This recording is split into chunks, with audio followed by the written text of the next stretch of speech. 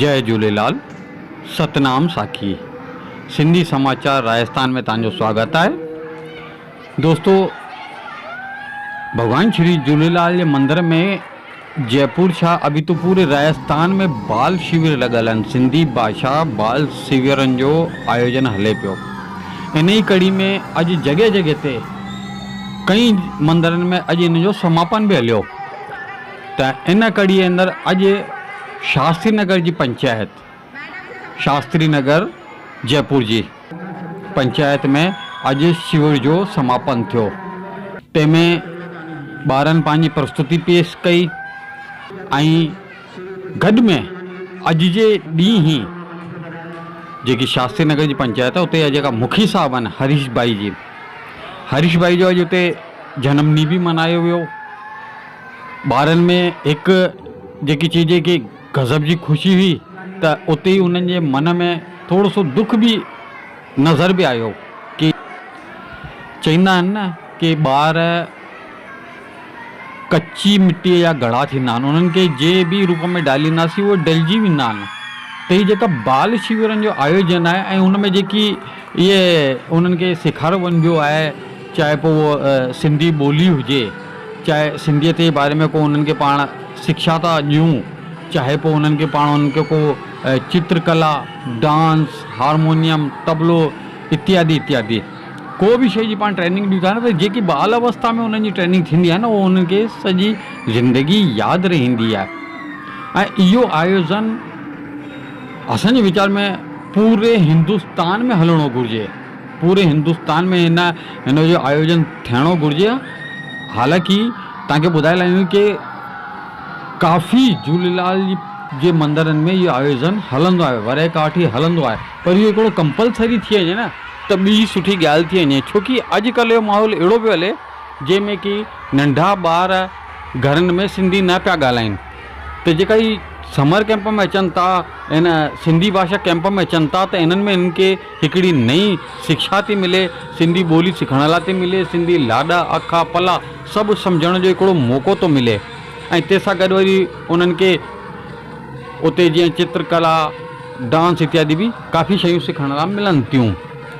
त शास्त्री नगर जी ॻाल्हि करूं त हिन पंचायत जेको ही शिविर जो आयोजन कई, तंहिंमें ॿारनि खे बैग वितरित थिया आहिनि, बोतल वितरित थी आहे, पेन, डायरी, बुक काफ़ी शयूं ॿारनि खे वितरण कयूं वयूं आहिनि। ऐं तंहिंजे अलावा अगरि पाण टीचर जी ॻाल्हि करूं त टीचरनि खे भी हिननि बैग, बोतल प्लस जेकी लेडीज़ जूं कुर्तियूं पजामा थींदा आहिनि उहे वितरित कया विया आहिनि, उन्हनि जो भी मान सम्मान रखियो वियो आहे। असां मुखी साहब खां ॻाल्हायोसीं कि इन्हनि सभिनी शयुनि जो स्पॉन्सर कीअं कयो, त मुखी साहब ॿुधायो कि इन जो स्पॉन्सर असां यार दोस्तनि मिली करे कयो आहे। ख़र्च जी ॻाल्हि कईसीं त ख़र्च लॻभॻि 50,000 जे क़रीब ख़र्च हिन सॼे कार्यक्रम जो वेठो आहे।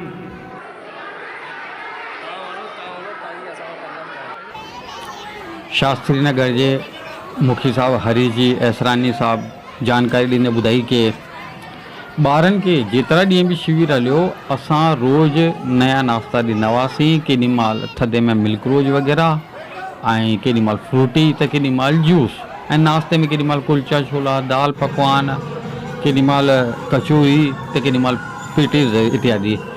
त जीअं अख पलक जो ध्यानु रखंदी आहे उअं ई असांजे मुखी साहब 150 खां 200 ॿार इन शिविर में थी विया हुआ। उन्हनि ॿारनि जो पूरो ध्यानु रखे अॼु मुखी साहब जो जनम ॾींहुं बि आहे, 5 जून ते उन्हनि जो जनम ॾींहुं बि आहे। त अॼु जे ॾींहुं शिविर जो भी समापन हो, त ॿारनि उन्हनि जे जनम ॾींहुं जे उपलक्ष्य में ॾाढा नृत्य इत्यादि पेश कया आहिनि ऐं खिली कुदी करे उन्हनि जो जनम ॾींहुं मल्हाया आहिनि।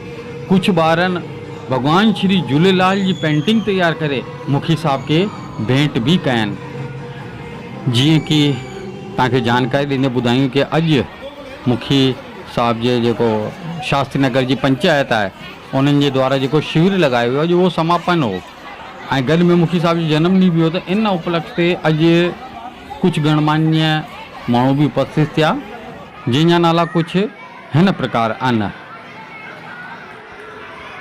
अमृत ग्रुप जी तरफ़ां राजन सरदार भाई ऐं युवा जागृति संगठन जा अध्यक्ष दौलत त्रिलोकानी जी, करण हलवानी जी, उते जा वार्ड पार्षद उमेश शर्मा ऐं विजेंद्र तिवाड़ी, तंहिंजे अलावा पुरुषोत्तम गुलवानी जी, कमलेश सैनानी जी, कांता सैनानी जी, रमेश हरदयानी जी, कन्हैया लाल टेकवानी जी, दीपक टहलवानी जी, अनीता मिश्रा, मनोज अडवाणी, शिव सोनी, सुनीता दिलीप, नरेंद्र मूलचंदानी जी, चंद्र मखानी सहित कई माण्हू अॼु मुखी साहब के जन्मदिन जी वाधायूं ऐं शुभकामनाऊं ॾियण पहुता। तंहिंसां गॾु गॾु शिविर जे समापन ते असां सभिनी ॿारनि खे शुभकामनाऊं था ॾियूं ऐं उन्हनि जे उज्जवल भविष्य जी कामना था करूं। जय झूलेलाल, सतनाम साखी।